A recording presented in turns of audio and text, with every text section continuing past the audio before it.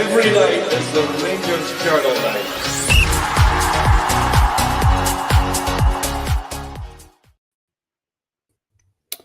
Hello and welcome everyone to the Rangers Journal. My name's Kevin, I'm the host for this evening, joined by a great panel tonight, although we are one short at the moment, but Dino will be with us momentarily.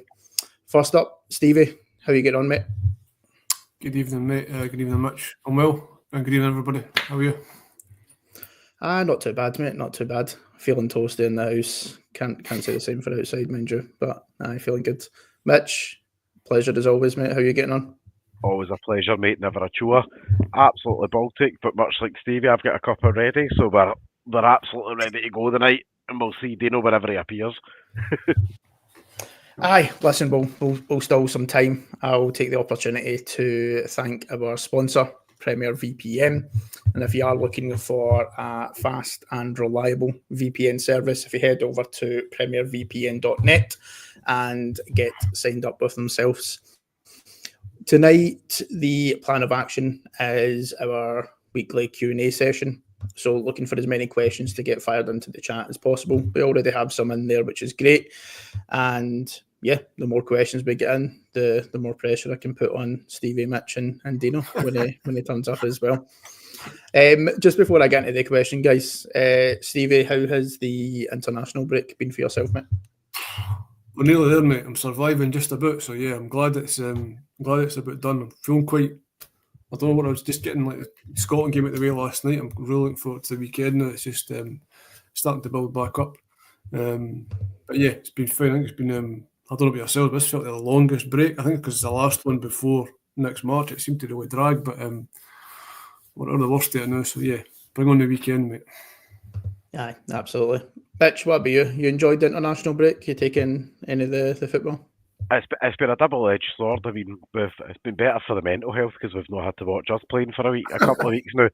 But on the flip side, as we all know, international week, there's no really an awful lot going on there. Like, watched the game last night, don't get me wrong, thought Big Suter had another cracking game in the jersey, and you know, I made a point, was that tail end of last season that Suter was turning into the player that we all thought we were getting.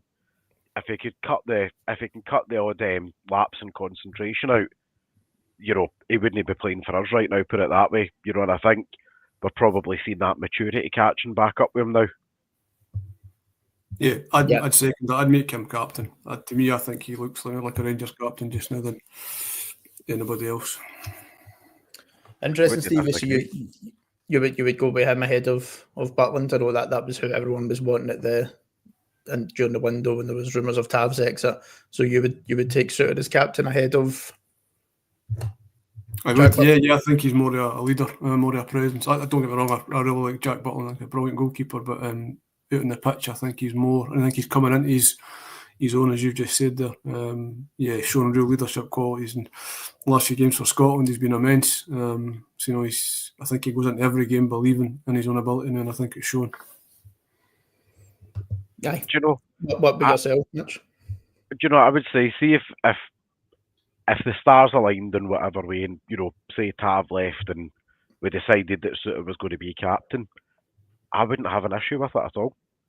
You know, I think one, Scottish, knows the club, knows the game, and I think it also kind of lays an indicator that not every player's for sale. You know, I think that's quite important, and I think, you know, when it comes to the likes of Butland, there will always be that question mark of if an £8 to £10 million bid came for down south. The three of us know that realistically he's going to say, thanks for getting my career back on track. Here's a couple of quid in the bank and I'm away back down the road. And I won't ever blame him for it. I think with Suter, I don't think he's ever forgot the work that we've put in to get him to where he is now, to realising his own potential. And I will say, I think quite a huge hand in that does have to go to Clement. You know, he's given him the tools now to perform the way that he should have been performing. That last season, I think Suter got blamed for more goals than he should have. You know, where he was actually covering for a decline in Connor Goldson. You know, at times he was guilty of playing two positions at the back. You know, that's no slight on Connor Goldson. The fact was his legs had went at this level, and he's another player we took the best years from. Aye. And Stevie, RFC's he's posted in there, so Scotland are different from us. He gets to defend deeper, which suits him more. In a high line with us, I think he'd need someone a bit more athletic at centre back for cover. Do you agree with RFC here? Yeah, it's a good point. Curry, just before in the comments as well, saying that he doesn't have to babysit somebody at right back. Huge difference when Sterling plays at right back. I've said on here before, I'd be happy with Sterling at centre back. Even him and Suter, I think that could be a great partnership, or even go with a 3. You could have Sterling, Suter, Balogun. I'd love to see us kind of switch up the formation. But yeah, I tend to agree with that point. It's definitely better with somebody a bit more athletic beside them. But we've got options there. We just need a manager who's actually going to be a bit flexible and try these things. That would be good to see. Mitch, you have the same thinking? I think I've always said, and I've said this for a long time now, for me, Sterling is the utility man, but the utility man across the back, not in the middle. I've no issue seeing him in the right wing. We know what he brings, especially if a game's getting a bit sluggish and it is getting a bit more meaty out in the wing. No issue seeing him out there because we know we can cope with that demands. But I think, the games that we've seen him filling in at centre back towards the end of last season, I think he looked cracking in there. And I think, I'm going to slightly disagree with Stevie. I do think Balogun's he isn't what he was previously. And again, we know why he's here right now. He's relatively cheap. He knows the club and he gets it. But if I don't necessarily want to see his name keep me on the team sheet between now and the end of the season. I'd rather see him being there for when we've got 3 games in a week. I don't want to see him in there for game 3 against the likes of, say, Motherwell, or Ross County or whatever. I want to see him being the guy that comes in and says, "Don't worry, boys, I've got it." When the actual regular first pairing need a breather, we know that there's safe hands at the back when he comes in. But again, I really wouldn't mind seeing us switching to 3 at the back, and I think it also helps that issue that we've got just now with the current formation, which is constantly leaving the hole that gets played in the midfield. We leave too many holes that can get pocketed. Play with 3 at the back and push 2 further up. The whole midfield's flanked at that point. Yeah. Listen, I think a change of formation or a change of shape, at least from the manager, is probably looking incredibly unlikely just now. I'd imagine that there is a slight elephant in the room around Clermont with the Belgium job that's potentially looking to be up. Everyone feel free to post some questions around Clermont and the job that it came up, some thoughts and opinions in there as well, and we can come back to that. I think just now, probably an ideal point to address the elephant in the room, which is the promotion for Niels Coppin. But first of all, though, we'll introduce Dino, actually. Dino, how you doing, mate? I'm good, thank you, buddy. How are you getting on? Not too bad, mate. Not too bad. I was trying to think if there was some sort of forfeit for turning up late or no, man, but I'll let you maybe getting started in traffic. Just at the tanning booth there, Dino. What's that? I said, you just at the tanning booth looking at a car, are you? Have you been for a 10-minute holiday before you came? It's the Glasgow Sun, mate. Are you sure you're in the same Glasgow as me, son?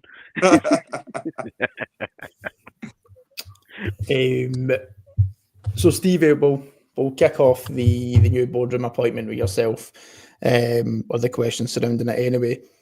Andrew, obviously one of our own over at the Ibrox Channel podcast, as well as being on with ourselves as well at the Rangers Journal. He's posted in, what do you think our current structure is heading in a different direction to the vision set out by John Bennett only months ago? And when we had a CEO lined up, are we struggling to attract the right people? Stevie, what's your thoughts on that? I think it's pretty clear that we are struggling to attract people. I think we done a pod a couple of months ago when we were talking about, these appointments, they should fall into place and they should happen. And all that's happened is we've promoted Coppin, who personally I think he's done a decent job. The players he's signed, like Barron, Jeffy, he almost agreed a deal to sell Dessers to the MLS club. I think it was Atlanta, but the player turned it down. He can't really control that.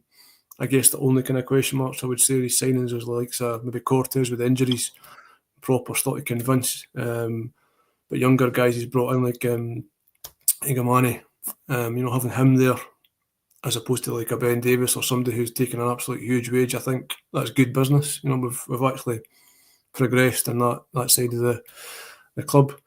But ultimately, the statement today, you know, they've said he's going to take on, you know, football operations, the academy, analysis, sports science, all this stuff, and it's like, but he's also going to continue to do the recruitment. How can one man possibly do all of these things? I would have been more happy if it was a case of, you know, he's getting promoted, he's doing this, but somebody else is going to come in and take over the recruitment. To me, it shows lack of leadership again. And if I'm being really cynical, I thought this earlier, maybe there is something about Clement going to Belgium. You know, maybe that's going to happen and Coppin's going to go away. So I thought, like, do you know what? Let's promote Coppin, get him in a more senior position. When it comes to discussing compensation, if Coppin's gone, we can ask for more money. Honestly, that went through my head earlier. I don't know what you think, but I don't think it shows great leadership, to be honest. Don't get wrong, I've got it in my head that it'd be the most Rangers thing ever to deny Clement leave and then end up having to sack him 2 months later and having to pay him out. So no, I'm trying not to get my hopes up too much. Mitch, Dave's posted in a lot of angry fans. Do we think the problem is Coppin himself? Just again touching on what Stevie was saying. Do you think the problem is actually with Coppin himself, or do you think it's the way the appointment was done? Sort of memories of Bisgrove, that sort of promotion without the experience in that particular role. I think it's best way to put it is recruitment PTSD. You know, I think we've all suffered from it too much, especially in the last 5 years. You know, we've not the current custodians of the club haven't exactly been very good at the recruitment aspects of the club in senior positions. But I think Coppin's copping the dairy, pardon the pun there, you know, for previous failings of the board. But actually, if you ask me my honest opinion, Coppin is the right man for the job that he's just been promoted for. And that's based on, we know he's in it for the long haul in terms of he knows the project, he knows what's here. The issues with the playing squad were never ever going to be fixed in one window. I take January to the side, like last January, I put that to the side because we knew that when Coppin came in with Clement, we knew there was barely a pot to cook in. You know, there was barely anything there to work with. That explained the signing of Fabio Silva. It was we had injuries left, right and centre. Silva can play across the front three. That was an area that we were really, really struggling for.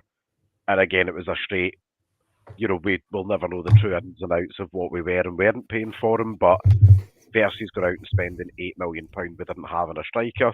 We got Fabio Silva in, who'd done, when you look at it on raw numbers, he'd done a job to the end of the season and he'd done well, you know. But the other players there that he's brought in, he's shown that he wants to get the average age down. The wage bill's been cut massively. And I still think if in the summer we didn't have a major tournament like the Euros there, we probably would have got a bit more business done earlier and probably one or two more players in the door, which right now we're seeing we're probably one or two players short of. But I think, given him that promotion, he's probably already been doing the job in the background anyway. But one of the things that keeps sticking in my head is, you know, at the start of the season, people kept complaining that, you know, Clement didn't have someone to answer to. Well, he does. He's now got someone to answer to, who is part of the remit as responsible for the style of play of the club now. He's responsible for all aspects of the B team and into the women's team, and I think that also probably comes down to bringing standards up and what he deems an acceptable standard. Anytime and it sounds stupid, and I am really, really, really panicky about it. Anytime you see Coppin in the stands, you've never seen him in a pair of jeans and a polo shirt in there.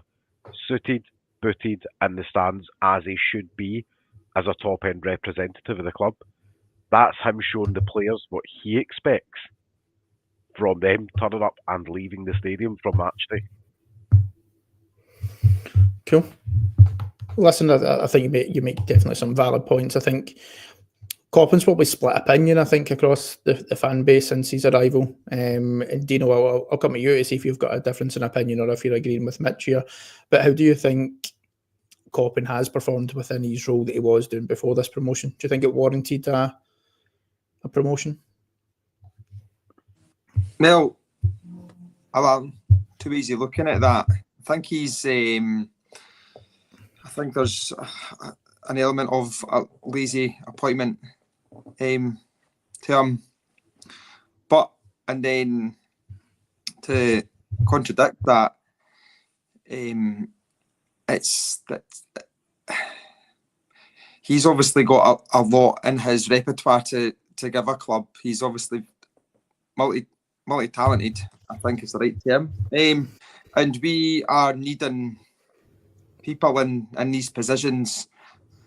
So, I mean, I think the club have maybe been, played with the cards have been dealt, and they're needing people in these positions. And he's taken on a lot more responsibility for sure, and that's a lot of responsibility for one person to do. Look at most clubs. I think the responsibilities that he has now got is split between 1, 2, perhaps maybe 3 people. So it's not, it is quite a lot, and we do seem to have been doing that quite a lot over the years, haven't we? In terms of in-house promotions and things like that. So it's a difficult one in terms of his role as coming in and what he came in to do. Yeah, there's been some I know much said there about if the Euros wasn't there, but I'm of the sort of wavelengths that we had months before the Euros even started, and there was key areas that needed improved on before the Euro started. And I appreciate it's the same for every club. It's there's no different for us as what is somebody in England, France, Germany, but there was positions that we really needed badly in, and they failed to get them in. So, and I appreciate that, that money and things like that. He's done a great job coming in, reducing the wage bill. Great point, Mitch. Ben Davies type. Oh, sorry, Stevie. Ben Davies, high wage. Insiala, Igaman, probably on less than Ben Davies combined. Very, very astute business there, because that's what's needed for us to be a sustainable club. But he has pass marks for that. But for me, he failed to get in positions that we needed in. In my opinion, a centre half, a centre mid, and a centre forward were 3 key areas that we needed in. And that word leadership, we needed some leadership in that squad. Connor Goldson made a great point, albeit regarding Tav and leadership and things like that. And Rangers don't have any of that. So, in my opinion, those were needed. Those positions were needed filled with leaders in the squad, and he failed to get them in my opinion. And Mitch, we want to come back in on something? Did you just see your hands get raised at one point, and I was like, okay, I think there's a wee couple of points there that Dino raised. That Dino raised there that I'm going to kind of chuck back at him a little bit. So sorry, Dino son, here's the hot potato. But you said that he never brought a centre forward in, but he did. He brought Igamari in, and he already had Danilo and Dessers there.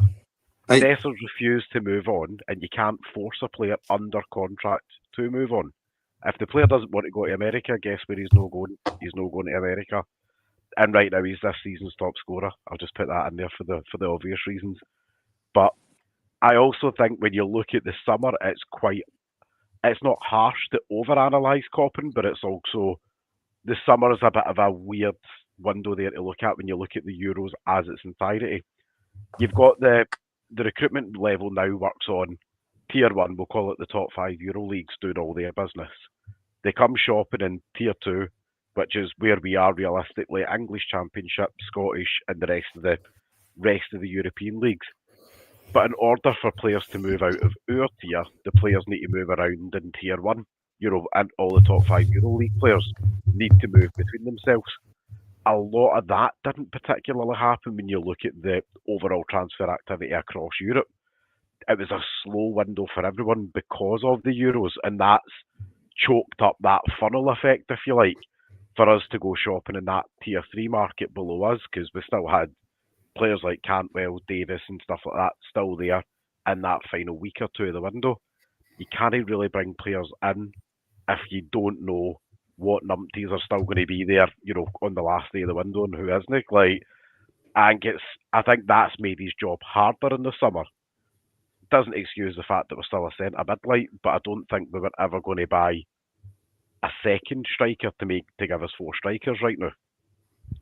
Sorry, I should have actually. Thanks for actually pointing out my poor grammar there. I should have said a starting centre forward as to player for the future. I should have said that, and that's what I meant.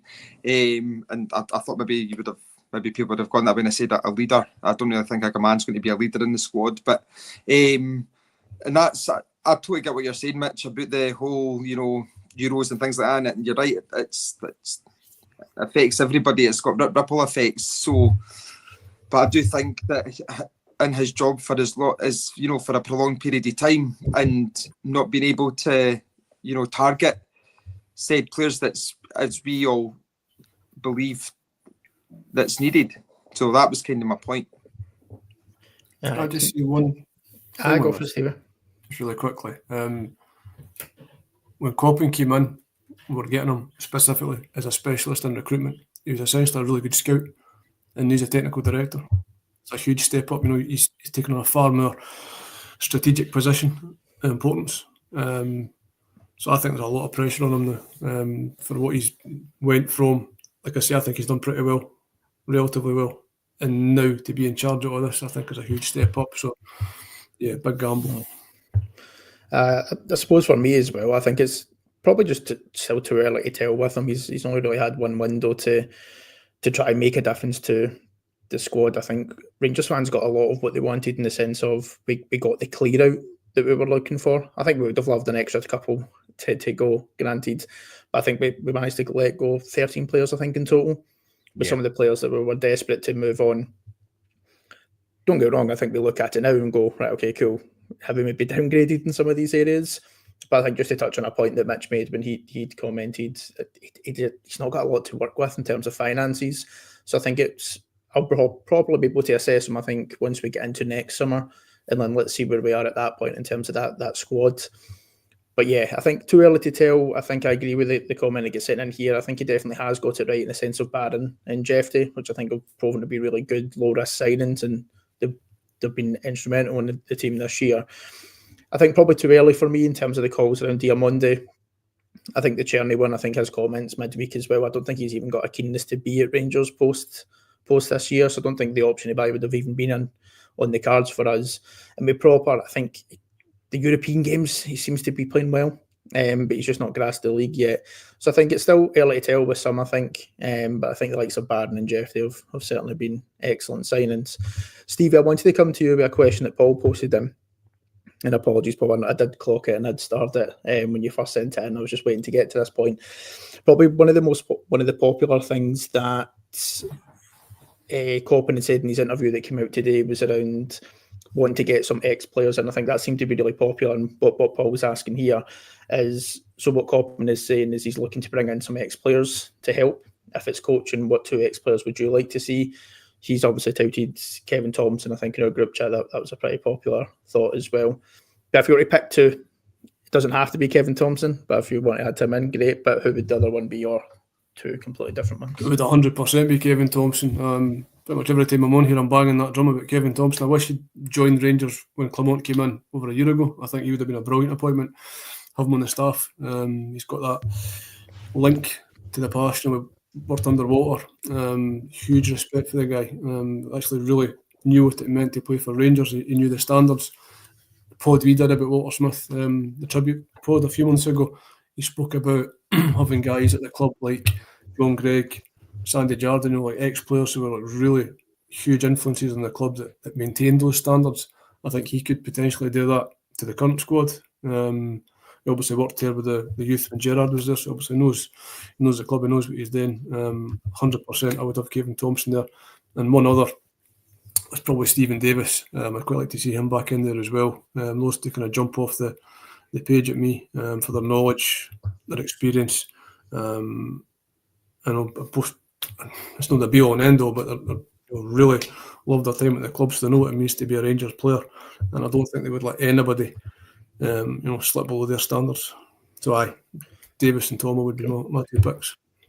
RFC agreeing with me there as well, Stevie. I think Davis is a part of the Northern Ireland setup. Is that right? Is that what he's still involved in just now? I think he's got a guest coach in there. I think.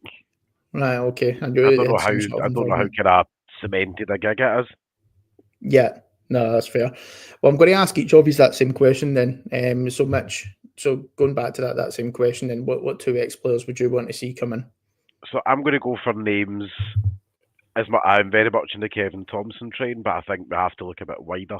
Like, just to give names that maybe aren't used so frequently at the moment. I'd be a big advocate to see Stephen Thompson coming back into the club. Former striker, he's done a lot within the coaching realms. Really wouldn't mind seeing Jermaine Defoe in there as well. I've seen a few, obviously, other clamours for that. And I think, especially working when you could see him working a lot with a young striker the likes of Igamari right now. You could imagine having that wealth of knowledge to tap into, like Jermaine Defoe there, and that's the man that's been there, seen it all, the bright lights and the big nights. He's done it all, And I think there's one player's name though that I can't understand the clamour for, and I'm just going to put it out there. I don't understand why people are clamouring for Barry Ferguson to be involved. I really don't. As a coach, he's not done anything to really prove himself. Like, let's call a spade a spade. He had some time at Clyde, and that's pretty much it. I don't really see what he brings to the party. Maybe I'm being horrible, or maybe I'm missing the point here somewhere, but I don't see the clamour for having him there. So just put that out there. I tend to agree with that. I think obviously we all loved him as a player, tremendous player for Rangers, but even as a pundit, I'd much prefer his brother Derek. Speaks far more sense, and I wouldn't have Barry Ferguson back at Rangers, not a chance.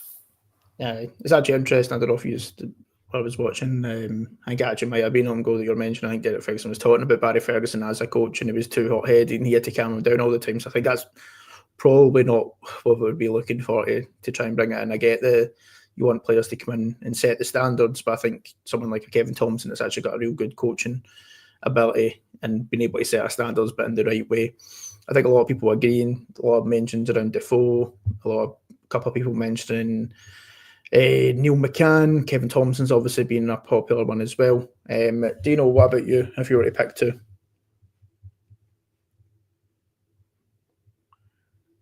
Dino, son, is the ghost in the room with you? Stop playing with your tan and get yourself back on.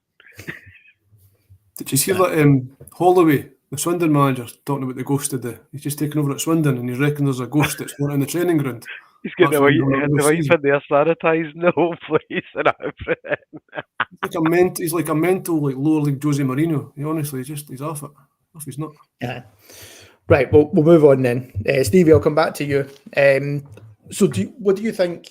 Well, I suppose, do you agree with Klopp, and do you think that's important to have ex-players involved in whether that be the youth setup or even the starting squad?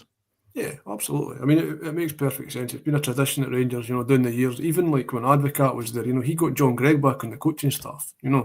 It's like they recognise like former great players who know exactly what the club's about. 100%. Like I say, I wish they'd done it a year ago. I wish we got Kevin Thompson in last year. It would have probably made a big difference. But I don't know if Dino wants to come back in. Thank you, Stephen. Thank you, lads. Sorry about that. To take care of something quickly there. I said on the last pod that we were on together, Stevie, I'd said that I would, about if Clement was going to get sacked or whatever, I would like Stephen Davis and Kevin Thompson to come in as interim manager and coach till the end of the season. So if that's not obviously going to be the case, still have them in the building in some sort of capacity at the club for Stephen's mentioned reasons. I'm going to just echo everything that he said exactly, and that's exactly my mindset on it. Yeah, and I don't think you could get two more better people in at this moment in time, because their age is a good thing. They're still quite young enough to, I guess, relate to youngsters around in the club as well. So it wasn't that long ago. They obviously, Kevin Thompson was here in a under-18s coach not that long ago under Gerrard. Stephen Davis was there under Gerrard.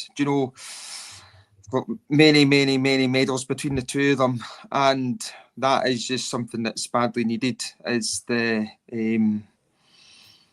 how to win at this club and what you need to do to win. And there's a large part of the people in our club that don't know how to, in my opinion. So yeah, get them in. And Is Lovenkrands sorry, still what? part? Is Peter Lovenkrands still part of the youth team coaching at the moment, or did he stop doing that? Because he's Should another he- player I wouldn't mind seeing back in. I'm sure he he was here in lockdown, but I'm sure he got a move to He maybe went back to Denmark, didn't he, or something like that, or Sweden? something. I He remember he got got a a, sub job then. I remember he got some sort of coaching or manager's job back in lockdown. I do remember that, but I can't remember who, mate. Sorry. Because obviously he's been. Another name as well that all of us have missed there as well is Lee McCulloch. Wouldn't mind having somebody like him around there, put a bit of steel in some of the youngsters, I think. And I don't mean just teaching them how to crack somebody in there and get away with it. That makes sense, because even like John Brown, like after like he finished, like when he left Rangers, it was like 8 in a row, and obviously he retired.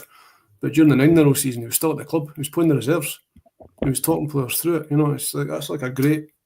I miss reserve football. I still have got reserve games, but you know, that experience just passing it along, it definitely is missed.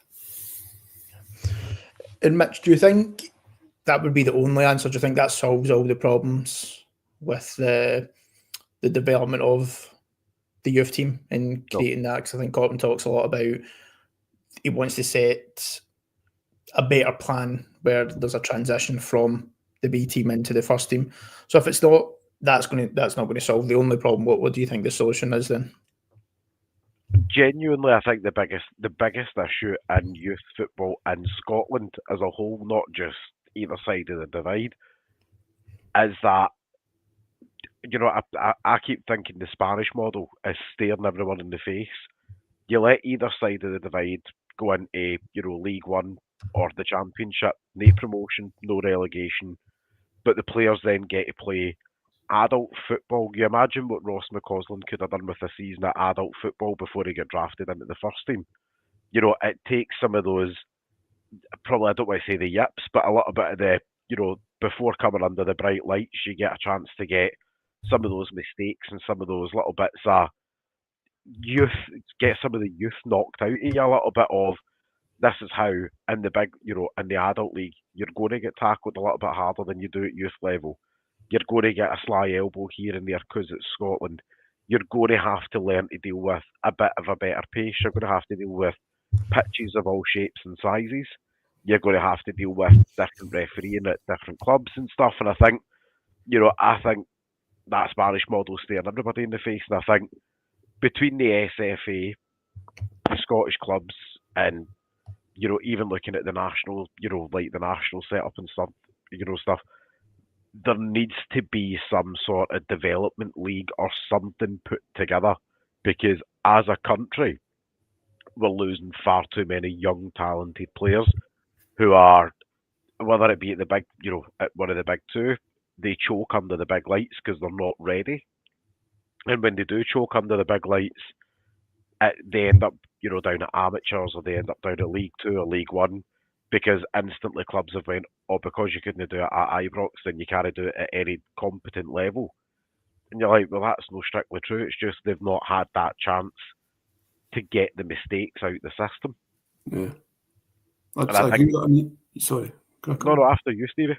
Just thinking like Alan McGregor, Charlie Adam, when they had like 2-3 seasons out alone at clubs like Ross County, St Mirren, St Johnstone, Dunfermline, played full seasons. You know, they got that experience, the league football, like played a full season. Our young guys don't get a chance at Ibrox, but how many of them actually go out and loan now and play? I can't think of many. So yeah, that's definitely lacking. It's strange because Clement actually made a comment a few months ago saying he doesn't actually like players going out on loan. Which the more he talks, the more I don't like him. Honestly, so just shut up. I think. On you go, Dino. Sorry, didn't interrupt you there. How was that, Snell? Why would us getting an affiliation with a club and send players out on loan to a club. Somebody actually put this idea in earlier on into me, and I think it's a great idea for us to get a club and then send our youngsters on loan to this club. So we've got number 18s and we've got some of them on loan who are getting first team football, or week in, week out in League One in Scotland or League Two in Scotland. Do you know what I mean? They're going and they're playing and they're actually playing against men, and they're under the umbrella of Rangers, but they're playing for another club for a year or two. Because at the end of the day, the way the structure is in Scotland, it's crap. And as somebody said earlier on, that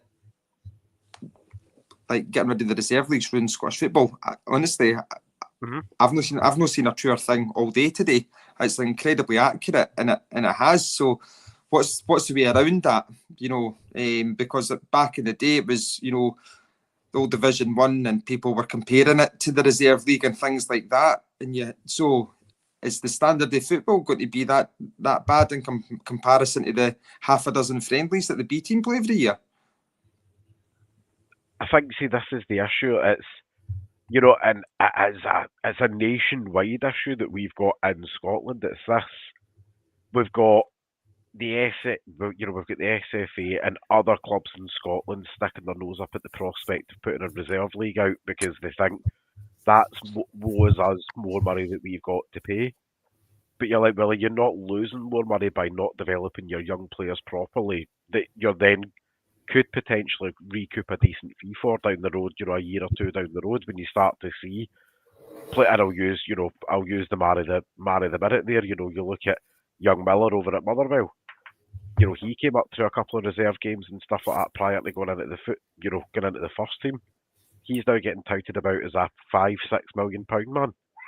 So surely spending £500,000 a year to put to put a reserve league on, £500,000 a club, when you're going to maybe make £3-4 million 2-3 years down the road from one or two players, and that's before you call it, selling a couple of players for £500,000 each, for your squad players and stuff. Soon enough, you start to pay, it pays for itself, and you just siphon off a portion of that money to go and to fund the future seasons. Oh, you're right, and that's a good point there by Paul. Dumbarton's in administration, so Rangers come to an agreement with Dumbarton, keep them going, send our players on loan there. Aye. I'd be all for it. Stevie, just to touch on, just to bring it back to like Niels Coppin and what I suppose my question would be, what do you think Niels Coppin can do directly in his new role to put these plans in place? Because it wasn't really clear other than bringing in ex-players to set standards. But what do you think he needs to do to be able to help that transition where we see more of our youth breaking into the first team? So obviously it comes from a country that regularly do this. When you look at the likes of PSV they came from, you obviously look at Ajax as well, and a lot of the Dutch teams they always integrate their youth team and make a lot of money through that. What do you think he needs to do and implement at Rangers in his new role? They can start to see more of our youth players coming in and getting a chance. Sorry, is that for me? Aye, sorry, Steve. Sorry. He's got to basically build up his relationship with Clermont. He's got to basically say to Clermont, these young guys deserve a chance. Give them a chance, play them more regularly. But obviously, there's huge pressure on Clermont, and it's a catch-22 situation. He starts playing young players, results get worse. But performances can't get much worse.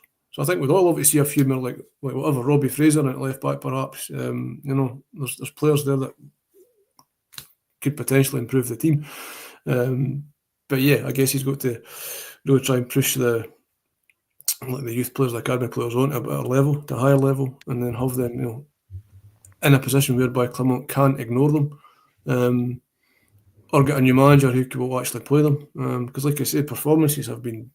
There's no other way of it. We've been dire. We're one of the lowest scorers in the league. It's the lowest scoring Rangers team I think I've ever seen. So things have got to improve, and if that's with the youth, fantastic. I'd love to see it. But I think there's a lot of work to do. Like I said, to me, it just, I don't know.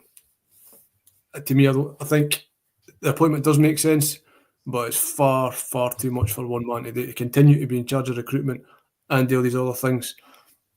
As Dino said, it's possible like 3 or 4 people could do these jobs, but we've got one guy to do it, and it just shows a kind of general state of where we are as a club. There's no leadership or direction. Sorry to sound the prophet of doom, but I just don't see how today's news is like great for the club.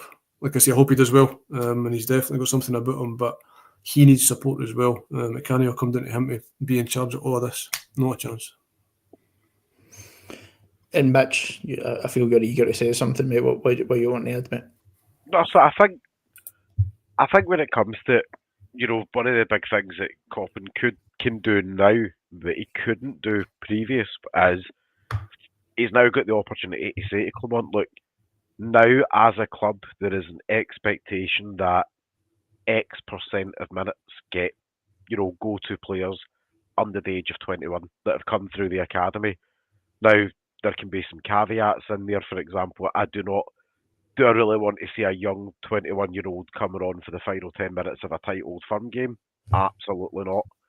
Because I think that's how you either make him or completely choke the boy, But do I want to see them coming on for the final 10, 15 minutes against likes of Ross County, Dundee, games where they're going to play, we should be 1 or 2-0 up. And I'm sorry if we're only 1-0 up. Get your skates on, son, and go and lay a marker down for a starting berth. Show me why you should be in the team ahead of him. But I think putting that, he can put things like that in place with Coppin, and I think this is something that he's going to have to do. And I don't necessarily think the relationship between Coppin and Clement is quite as hally-pally behind the scenes as, they're kind of publicly saying. I think Coppin's potentially maybe been sitting here for a little while and that, thinking to yourself, these are things that I can change and I need to play the long game, right now, obviously, and earn my stripes to get the job in the first place. But I think he's obviously very keen on signing players under the age of 21, under the age of 24. He sees the value in them. All you have to do is look at, the decent teams down in England. When it comes to the whole financial fair play, straight profit to sell your squad players, that have came through the ranks. If somebody's coming in there and saying he has, let's say 3 years down the road, Bailey Rice, there's £6 million, to use Lennon Miller money there. That's £6 million of sheer profit in the bank. That's how you build a sustainable model.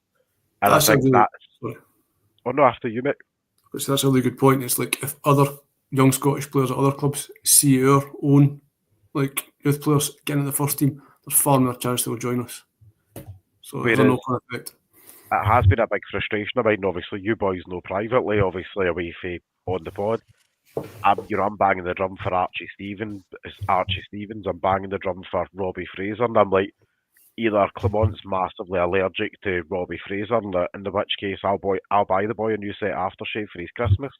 If that's what the issue is, but how can we have played the volume of games that we've played this season, and he's lucky if he's played maybe a grand total of 45, 50 minutes? Might be a wee bit more than that. I need my Google Translate Doug, wherever he is. Doug's normally got these figures to hand there, but he's probably played less than an hour all season.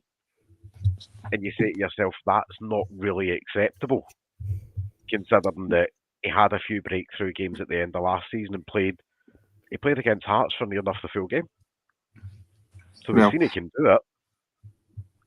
I've got a wee point to make on that. I think that if you're a youngster right now, which is really sad, and Rangers come in for you, but Motherwell, Dundee United, Hibs come in for you, you're not going to be going to Rangers because there's no clear path to the first team there, are you? And if you're a parent of said youngster, are you going to be advising them to sign for Rangers, even if you're die-hard, staunch, blue nose, all the rest of it? Are you going to be, endorsing Rangers, or are you going to be endorsing to go and play for Motherwell or Kilmarnock and follow in the footsteps of Lennon Miller and David Watson, and so as it stands, no youngsters, in my opinion, is going to be wanting to sign for Rangers if they're going to be wanting to get first team football. And if there's a clear pathway to go to lesser teams in SPFL, I tell you what, if it was my son, I wouldn't be putting him in the direction of Rangers, even though it would kill me. But if I'd want my child to succeed in their chosen career, I wouldn't be suggesting Rangers, that's for sure. And that's quite bad. Yeah, that's got to be the takeaway for Coppin. Like, he's got to promote a pathway into the first team. Yeah, and we've got to start getting the best young Scottish talent. 100%. That's what we should be doing. And do you think that Clemont's got that responsibility as well? Because I think when you look at Steve, I'll just come to you actually with this point. So do you think Clemont's got that responsibility to better these players and improve these players? Because I think that's some of the biggest question marks around Clement is that he's probably not improved a lot of players that we've got in that starting squad, or even just in the full first team squad in general. Do you think it should be up to him to get these players? When you look at the likes of people are commenting about Lovelace, Bailey Rice, McCausland, and obviously to an extent as well, who has been a part of it. Do you think he's got the responsibility to get these players? Absolutely, yeah, 100%. I mean, it's his job to improve these players. You know what I mean? I suppose McCausland has come on. He's been working really hard, to be fair to the lad. You know, he has improved. But other guys, Bailey Rice, Zach, Lovelace, I mean, they've never had any chance at all, really. So unless you're playing, we're back to this about where's the pathway. It's like, unless they're playing first team football, they're not really going to improve. So, yeah, it's absolutely Clement's responsibility. I don't think he's done that. I don't see him as a great coach. I mentioned it before. There was a game, a Liverpool game pre-season, and Slot basically talked Gravenberch. I can't even pronounce his name. But for 60 minutes of that game, he didn't talk to any other player. He just coached this one guy through a game in the holding position, like instructed him the whole game, like telling him where to go, what to do, where to move. You know, and he's improved him like no end in the space of 3 months. Like the best coaches, I'm not saying that Rangers can go and get an Arnie Slot, but we can get a coach who is better than Clement. I fully believe that Rangers are less than the sum of their parts under this manager. We should be a far better team. I'm not saying we're like world beaters or whatever, but we've got a better standard of player than we've shown this season. And that ultimately lies with the manager, 100%. And I suppose it'd be criminal not to, right? I'm cautious of time as well here, right? I think it'd be criminal to have a Q&A and probably not discuss the Clement situation. Obviously been linked with the Belgium job, actually been deemed as the favourite for the job, according to a few sources. Bitch, what's your thoughts on that? Would you be happy for Clement to go and take that job? Somewhere in the middle is probably the best way to put it, but I'm also maybe of a slightly old school thought. I'm not going to put him in a job that's not available right now. Because as we currently speak right now, nobody's been sacked, so there's no job to put him in. So it's all ifs, buts and maybes. So I like to remain very grounded in it. On one hand, I would genuinely be quite gutted to see him go, because I do think he's very much committed to the project of the next 2 to 3 years. But I think he's obviously, you know, I still think obviously this is a transition season, and it would be interesting to see what we look like, say, this time next year with these. He can't then say that these aren't his players by that point, because he's then got another 2 full windows with those players. But if he did go, we'd get a couple of quid in the door, obviously, for him going, which is great. But, you know, right now there isn't a job available for him to take at the national, internationally, and I genuinely am firmly of the belief that if Tedesco's still in the job, that come this time on Friday, chances are he's not getting sacked. You know, so at that point it becomes a bit of a mute conversation. But that's just maybe I'm getting old. No, that's fair. And Stevie, I'll come to you first because I just noticed Dino's popped off there. What's your thoughts? I know you've made it pretty clear that you've not been happy with his standard of coaching, but what's your thoughts? If Belgium were to come in, would you be happy to see Clement go? Ideal situation. It gets him out of dodge with Rangers. We get, like you say, a bit of compensation, and then we can appoint somebody else. Mitch has said that it obviously is a transitional season, which it is. There's no getting away from that. But we're not seeing any progress. Like I say, we got the odd game against Malmo or Olympiacos away. They're no great teams. You know, so it's very, very few signs of progress to me. Contrast it with Aberdeen's new manager. They lost their best player. And, you know, he's really brought them on. There's just certain parts of Rangers we don't do the fundamentals and the basic stuff, that like the hard yards, which I think we should be doing. I wanted him to succeed for a long time. I still want him to succeed, but he's too pig-headed. He's not going to change his formation. He doesn't like. He's not flexible. Shape, whatever. It's always the same. You can pick this team pretty much exactly what it's going to be. Opposition know exactly like a week in advance what they're going to be facing, and the game turns into a turgid bore. So yeah, to me, I think it would be ideal if Belgium sack their boss, take Clement, and then we go for somebody else. I think that would be good. Perfect, mate. And Dino, what about yourself? I'd be delighted to see him go. Rangers is a massive part of our lives, and we watch Rangers and we're fans of Rangers because we want to be entertained. And the football that he has us subjected to week on, week out is absolutely, words fail me. It's actually a chore watching Rangers, and I don't want to have a chore to watch my club. I want to watch my club and be entertained. And the style of football that he has us playing is not entertaining. It's the exact opposite. So for that reason alone, I really hope that that Belgium have the means to actually take him from us. And if he's the favourite, and as a lot of people say, he's quite sought after because of his success in Belgium, and he'll be able to play his style of football probably a lot better there than his style of football at Ibrox. So yeah, I'd be all for it. And I suppose just before we wrap up, my point on it, I think it would be a win-win for Clement to go. I was really trying to get behind him at the beginning of the season, even though we didn't start particularly well. I was hoping to start to see a bit of an improvement in terms of our style, but I think we're 9 points behind Aberdeen coming up to Christmas, which I think is just unforgivable. And I think when I'm looking at the sort of long term, well, not even so much long term, I think if we're in a similar position going into the new year, I think it would be a manager would have to let go and pay off anyway. So I think it'd be a win-win for us. Like Mitch was saying, we might get some cash in the back pocket for the compensation fee, and then we can maybe look ahead in terms of what's next. I think the only problem for me is that there's still no CEO to go and make the decision on who gets the job. But that's a story for another day. But Stevie, thank you as always for coming on, mate. Oh, mate, always a pleasure, never a chore. Thanks very much for having me. And thanks to everybody for partaking in the comments. Some great questions and comments. Thank you. And Dino, thanks a lot as well, mate. Hi, thanks for having me. It's always a pleasure and privilege, isn't it, guys? Usually Tuesday or Thursday night. It's Tuesday, Dino. It's usually us, isn't it? Hi, bro. Really enjoyed it. Yeah, thanks. And Mitch, last but not least, mate, thank you for coming on, mate.